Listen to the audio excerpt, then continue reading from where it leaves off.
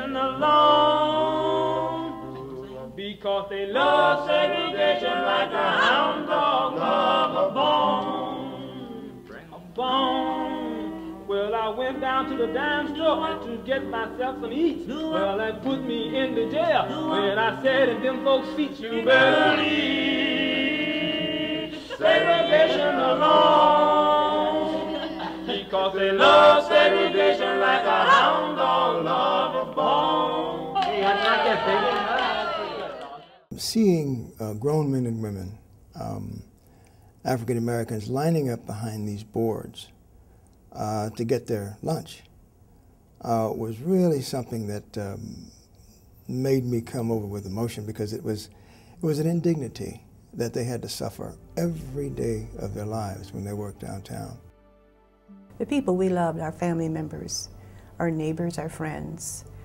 I went down with mine, who worked downtown, and we went to lunch. And she took me to Dockum's, and we stood at the end. And embarrassment came over her, and she turned and she said, "Carol, I want to apologize to you for having to stand at lunch." And, you know, these are the feelings that we shared, and they were intolerable.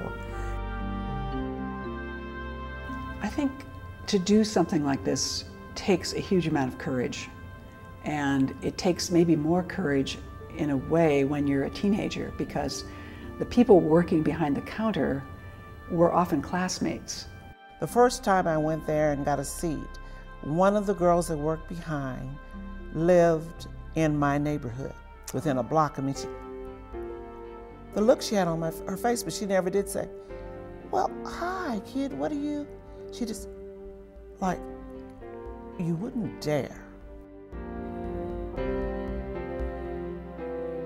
Of course, the people who were there at the drugstore looked astonished, you know, that we had the nerve to walk in there and take those seats, you know, and in protest of not being able to sit down and be served.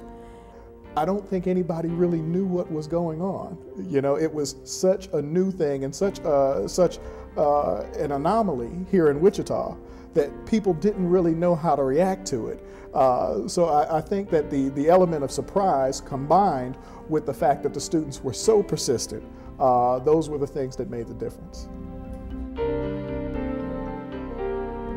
Well, it changed me in that I grew up as an only child, and my dad always kind of gave me that speech, you know, you can do anything, you can be anything, you know, but at the same time, that's when I felt I really can do something. And I think that it changed me in that regard, that I knew then there was really physical, you know, evidence that change can be made, and it's not just rhetoric.